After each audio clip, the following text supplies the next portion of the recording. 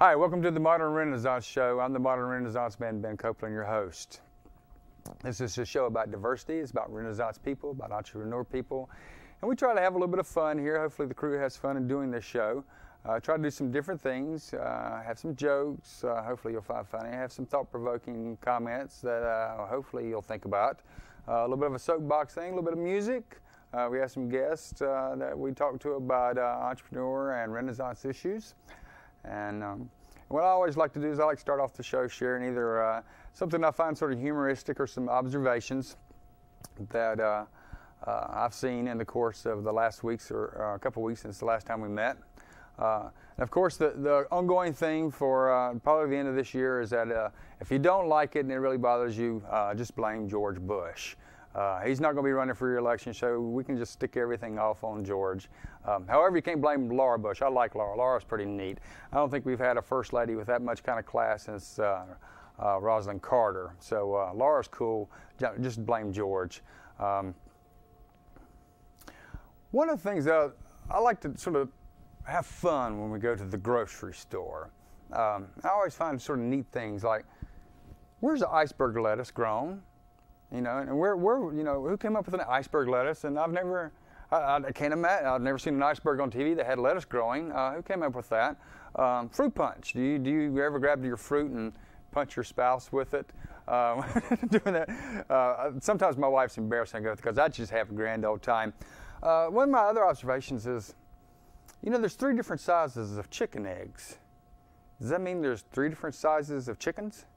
Or is there a way to sort of throttle back a chicken that, whether it has a small, medium, large egg, you know, they have the same size chicken and it puts out different sizes? Is that sort of the big thing? Is that, you know, a chicken that can produce 3 different size eggs, are they more valuable than a chicken that maybe can only produce 1? Maybe these things I just think about, but where do the 3 sizes of chicken eggs come from? The other thing that I think about is hardwood floors. Is there such a thing as softwood floors? You know, everybody says, I want some hardwood floors. Well, when I walk in my house, you know, it's hard. It might have carpet on it, but I'm not sinking down into it. Where's the term hardwood floors? You know, I know what it means, but then I find it just sort of a dumb thing to say. You know, I like a house with hardwood floors. I like mine to walk in, we sort of sponge and bounce, and, you know, you fall down and your glass bounce right back up to your hand or something, you know, when you drop it. Where's the softwood floor houses at? The other thing that I have come up with is I have my personal beliefs and religions, but I'm going to do some research into Scientology. That has got to be the way to go. Do you know that? Have you been paying attention to Scientology? You get an airplane, or you get lots of airplanes. You got John Travolta. He's got like a 707 jet, and he's probably got about 10, 12 other airplanes. He's a Scientologist. You've got, who's the guy that... the Mission Impossible, Tom Cruise, Mission Impossible man. He's got a P-51 Mustang. That's a $500,000 to $1 million airplane. Scientology. I'm going to check into it. If you sign up and you get an airplane for it, I tell you what, it might sway my faith. You know, because flying to me is sort of godly. So I think they got something going here for them. Scientology. If you're a Scientologist and you have an airplane, please let me know how you go about getting your airplane as a Scientologist. I'm very interested in pursuing that. Workaholics. Where do they recover? You know, I've never seen a place that said, you know, if you're addicted to work, you know, you need to stop working. Nobody seems to say that. And while that's funny, that actually leads me into the soapbox, which is the sort of the serious side of the show for this week.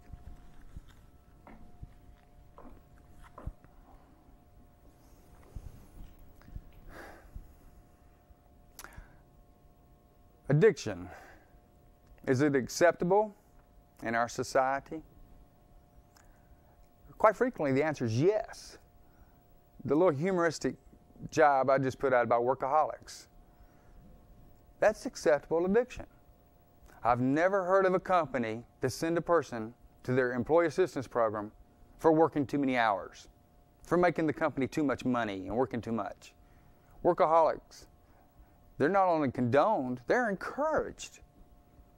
This is a problem with these people. Addiction. When is it acceptable? When's the last time that you turned around and you went to somebody who was winning at gambling and you said, you know, you should stop winning so much. Gambling's bad for you. It's acceptable for a gambler to win. What are these addictions? People who basically say take non-addictive drugs to alter their personality and eliminate depression. Prozac, for one. Xanax, for another. Oh, they're not addictive. Then when will they stop taking them? Seems to be an encouraged addiction to me. Used to be Valiums, but now Valium's addictive, so badly so. So now they don't want you taking Valium. The workaholic and the gambler have symptoms of addiction. The problem is not the work. The problem is not the gambling. The problem is addiction. You take those people, you let the gambler start losing. Oh, they got a problem. No, they had a problem. That's just a symptom. You take the workaholic. Work no longer gives them their fix. It no longer helps them escape their fears, their insecurities, their low self-esteem. Then maybe they start drinking. Maybe they start having affairs on a spouse. Oh, they got a problem. No, they have the problem. They just have a new symptom. We need to own up to the fact that addiction is rampant in this country. Some of it is acceptable, some of it's not. I work for employers that basically, where are we going to drink after work? Boy, I wish I had a drink. And they say this all during the course of the day. Let me mention the fact that I smoke. Oh, you got a problem. You're right, I'm addicted to cigarettes. But you're drinking, 6-pack or 12-pack a night. You got a problem too. But that's socially acceptable. It's okay to be that. As long as they're not beating somebody up, they can get plastered every day. So quite often addiction is acceptable in this country, or even encouraged. We need to look at these issues. Society needs to address these issues. The average addict, if it really come down to it, their drug of choice is more of something that helps them escape from feeling bad about themselves, feeling low self-esteem, feeling afraid. When society starts working on the symptoms, working on the problems and the causes and the underlying reasons for addiction, then we might make some progress. I even listened to here with the recent hurricane disaster, the mayor was basically blaming the drug addicts for all running around. It was all drug addicts. Everybody out there running around looting and pillaging was drug addicts, almost the way he put it. No, they weren't. Not everybody. There's probably were some. There's no doubt. But it's that one thing, the scapegoat. They blame a lot of addicts for a lot of stuff, yet they turn around and encourage addicts for a lot of stuff. Let a workaholic go in and tell them that he needs to stop work. Who's going to pay for his way, their way, her way? Who's going to take care of their children if they're a workaholic? Nobody. Because that addiction is acceptable. We as a society need to take a look at the causes and help the people with their problems and not beat on the symptoms. Addiction is not acceptable. There's another way of life, and that is the way I feel. And with that, we'd like to move to back to the lighter side of the show. We got some music. TRogers, my musical co-host, and we're trying to draft JChester to do some tunes for us here.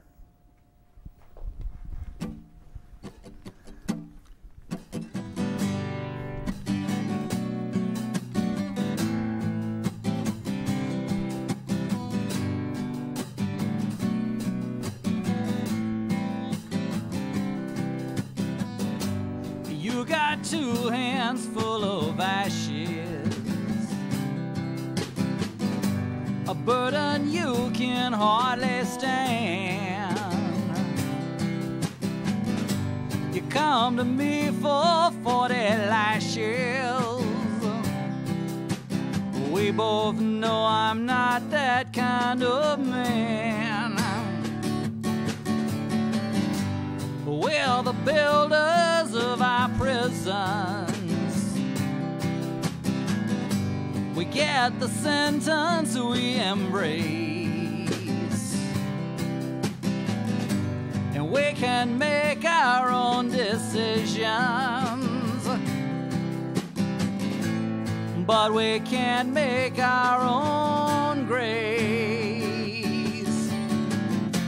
It ain't about what we might have done yesterday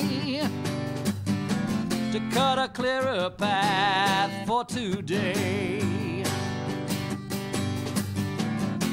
'cause we can only do things our own way. And tomorrow may be easy, may be hard, but it's on the way.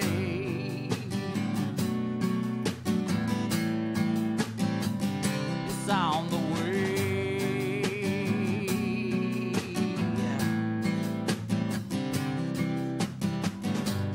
There can be no easy answers to questions we have asked too late, and we're so ready to take chances and so afraid to walk by faith. It ain't about what we might have done yesterday to cut a clearer path for today, 'cause we can only do things our own way. And tomorrow may be easy, may be hard, but it's on the way.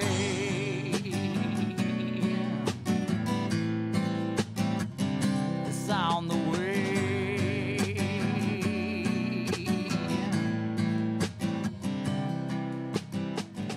So you got 2 hands full of ashes, a burden you can hardly stand. You come to me for 40 lashes. Don't you know I'm not that kind of man? Don't you know I'm not that kind of man? You got 2 hands full of ashes.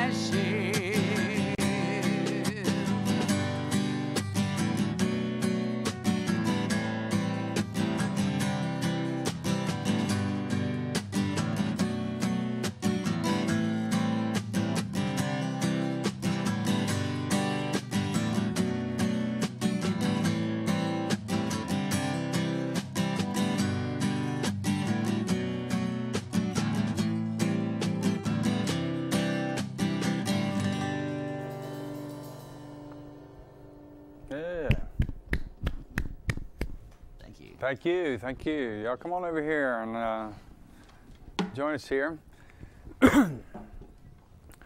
Excellent tunes from TRogers, JChester, glad to hear. And we're trying to get Jeff to be a regular here for the show. Looks like we may be succeeding yet, if we got the right night. Of course, we got to do our host cam. I love the host cam. The host cam. It's one of my favorite parts. You were here when we introduced it. I think it's great. For the first time. Now I got you. All right. And we introduced the host cam a couple shows back, and we've lost our audiences. Guys, like I think they all went to bed. At least the best girl did. Can't see anybody in the booth. I think they're hiding. They decided. There's a hand. Here's one. They didn't want to be seen anymore. I think I can see the top of my wife's head. Maybe. There she is. All right. The host cam once again. If I didn't invent it, I'll act like I did. Anyway, glad y'all were on the show. So are we. We are. Great tunes. Thank you. Y'all just really sound excellent together. Something that didn't make the air that I wanted to go back into is I want you to tell me about this punk stuff that you're doing. Trip is going punk. You're are you devoing Sex Pistols, or where is that going to? Closer to the Pistols. Actually, we did a show a week ago Thursday. Jeff was with us. Jeff and I have a trio also, the TRogers trio. I only count 2, though. It's our imaginary third person. You had a college education, right? You'll insult I him. dodged the math, man. And we opened for this band that I'm also in that is called Cattle Truck, and it's a punk, country, southern rock garage band. That's as good as we can get for a definition. They wear like cowboy hats with their spiked hair coming up the top. One guy does, yeah. Who am I talking about? We've been called like trailer park punk. Redneck Ramones. That may be my favorite. Yeah, that may be my Redneck favorite. Ramones, Yeah. That's pretty cool. It's a lot of fun. Mm-hmm.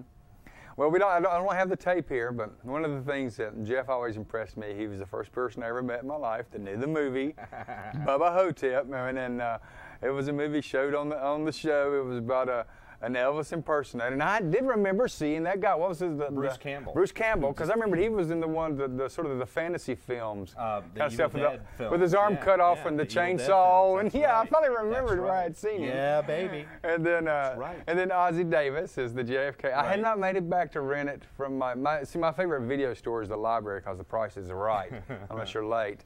And even then, it's not bad, $1 a day. The scenes that Bruce Campbell and Ozzie Davis are in are priceless. All the other stuff is just kind of. I got to get it so I can see the second half because I didn't make the second half, and that's where I think it got interesting. As Elvis and Ozzie Davis, who just passed away not that long ago, as JFK. But I wouldn't have recognized him in that film though, because he actually the makeup was really good. It was really good. And it looked like he'd beefed up a little bit or something, or at least they had done the makeup on him. It's definitely a cult status film. It's not your average fare, but I think it's brilliant. Now the other one we talked about before the show started was Naked Lunch. Oh, Have you seen Naked Lunch, Tripp? I'm trying to remember if I have. I remember you the would title. remember. Okay. It's in one of those. It's a fairly long film. Right. And it can be slow at times, but it was a difficult film to translate from the novel by William S. Burroughs, which is considered a classic, into film, and a lot of people were just like, that can never be done. Well, the thing that sort of blew me out was that was right after I had seen the RoboCop. Right. So here you got Peter Weller, right? Who's basically RoboCop, out there blowing away the whole world, and then he turns into this. He's a detective. Right. He's basically playing William S. Burroughs in the film. It's strange. It is. It's very strange. You got people talking about addictions, or like sucking some weird juice out of some weird creatures. Right. And that's their figs. Right. Well, and a lot of that came from William S. Burroughs' various addictions to heroin and methadone and sex and all sorts of other sort of things that they were using to try and escape Eisenhower's 50s. And so it was from a lot of that drug-induced vision that he wrote Naked Lunch. And then you get the weird cameo Dr. Roy Schneider. Right, exactly. It's so bizarre. Scheidner. Yeah. Sort of, and I was like, oh, that's sort of strange, because I think the last time I seen was Blue Thunder or something. Right, the police officer. And here's I think he's a dope pushing Dr. Yeah, he is. In the film. That was it. But bizarre films, sort of watch. And I'll tell you what, one that I don't know if you've seen it either, Crash. Oh, the David Cronenberg film now that with to James me, Spader? you like Crash. Oh, yeah. Crash is a trip. Now we get a response out of the crew. That is not for everybody, though. The thing what's his name? The guy that's actually the lead actor in it. I've seen him a lot of things. James Spader. James Spader. Mm-hmm. He's good in it. But the trip was Holly Hunter. Right. Oh, Holly Hunter's just wilding in because little sweet Holly Hunter, I don't know if you've seen her on much America's shows. Sweetheart. Yes, she is. I mean, big turnaround. Richard Dreyfuss flying in the airplane, saving the force, the whole 9 yards with that one. And here she is just a wild woman. And so Crash is a strange movie. If you want to see a strange movie, basically about people who get off on car wrecks. Right. That's pretty much it, pretty much the theme of the movie. So you hadn't heard of that one? No. You need to. That was a weird one too. Yeah. See, Jeff and I are connected. It's scary, this connection. I feel a little weird in the middle here, guys. But don't worry till we get closer. But anyway, but some interesting movies. Now, I'll tell you though, I'm a cheap thrill when it comes to films. Though, there was Harry Nilsson did an album many years ago, a couple decades ago, called The Point. And about a little boy named Oblio, who's a round-headed kid in the land of white ant people. But one of my favorite things I took from the movie, and I always joke with my wife about this, is that there's this point in there, of the movie, is these rather large women dancing and singing, playing. It's like, what's their point? Their point's merriment. I like to watch movies for merriment, a lot of times. And then I don't like to get necessarily into the thought-provoking, heavy-duty, type of drama stuff. I mean, I love John Travolta in Battlefield Earth. Right. Well, to get the worst ratings. But the point is, you enjoyed it and you had fun with it, and you weren't going in to see this film with any great filmmaking expectation. And I think a lot of movies fall into one of two categories: either something that's meant to be thought-provoking and meant to have an issue or a point that's addressed that all of us can relate to, or it's mind candy. Well, that's and it's supposed to be fun. Merriment is a point. It's supposed to be fun. That's a valid thing. And I go to escape. I guess there's enough reality out there, and I date back to, like, I think some of it is 4 years in the ambulance business. I mean, I've seen stuff. I don't know if that's a 4-letter word on television or not. I guess I'll find out from the station person. But anyway, I've seen stuff out there that it's pretty horrific. And a lot of times for me, I don't want to think, I want to escape, and it's a healthier escape than other things you could be doing. True, very true. So, a lot of funky movies out there, and if you don't like the movies, and if you don't like what I'm saying, blame George Bush. That's the theme for the rest of this quarter. It's George's fault, not Laura. Laura's cool. Blame George, definitely. Blame George. Actually, I think we ought to keep Laura. When Bush leaves, let's just keep Laura in there, and she can be the next first lady for whoever comes in. I don't think they'll find much better. I think she has more sense. Probably so. Anyway, let's talk about some of the gigs that's been going on here. You've been playing a bunch of stuff, right? Yeah, I've been getting out doing the coffee house thing for a while, but starting to get some other stuff. Jeff and I just booked a couple festivals out in western North Carolina all for the fall.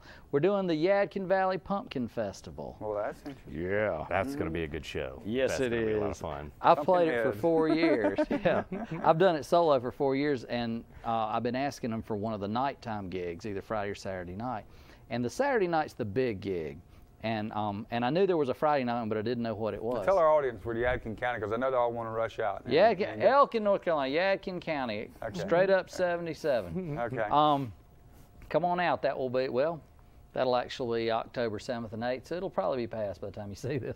But I know you had a good time. Yeah, you loved it. But I found out the Friday night gig, we got that this year, and I found out it's the pumpkin weigh-in to see who brought the biggest pumpkin. I know. So that's your competition, is the pumpkin weigh-in versus when you're playing? We got to be more entertaining than a big pumpkin. You ain't gonna make it, probably. I'm scared. That's tough. The first year, man, 490-pound pumpkin. That's the whole point of the festival, all right? Yeah. We're gonna give it our best shot. And then we've got a show in November over in Bostic, North Carolina, which is near Shelby and Rutherfordton. There's a big music park called the Golden Valley Music Park up there, and we've got a show. Again, it'll be our trio, the TRogers Trio and Cattle Truck. So it seats about 800 people, and we know for sure 9 are coming. So plenty of room. That's in November? Yep, November 19th. Let's see. Well, it's air about around that time. Yeah, So good, maybe I can get out good. there and we'll check some of these festivals out. And I have this other band too called Gale Warning, and we're a progressive bagpipe jazz Aboriginal fusion band. We're sort of like a post-nuclear folk band. Yeah, only us, man. Yeah. For those that don't know, Jeff is the manager, as I understand, head of Great Aunt Stella Center, which is pretty much an eclectic place in and of Pretty itself. eclectic place, yeah. So of course, they have an eclectic. I got to be an eclectic band. If you're going to be successful, you got to have an eclectic leader. Exactly. And so we're actually we've got some gigs coming up. We're playing in October in Morganton, up in the foothills, for the historic Burke Foundation's annual. Is that the hospital? So you're going to have a captive audience? No. We may swing by there and put the hat down out on the street, and well, don't get too close. maybe I'll let you go. Up. I know. We're going to be on the other side of town. But the Over Mountain Victory Trail, which, if you know your North Carolina U.S. history, played a pertinent role in the American Revolution. And so in Morganton, they have a festival every year. That's a one-day thing. And Gale Warning, we're going to be playing there for that. Cool. So well, let's do this. We're running out of time. What I like to do is, why don't y'all go ahead and set up. We'll close the show out on some music. Cool. I'm going to go ahead and do my verbal. So if y'all want to go ahead and and get set up, and we can sort of wrap the show out here on some tunes, and then on a different note this time. We'll try to do things a little different. In closing, I'd like to, of course, most importantly, thank my volunteers. This show wouldn't be put on without them. My director, Dano, you're the man. Thanks for being here. Glad you could tune in. We're on the first and third Fridays of every month at 8:30 p.m. We happen to be running on Access Channel 21 right now. Who knows where the future leads? Thanks for joining us. And with that, I'm going to turn it over to Trip and Jeff to take us out with some music tonight.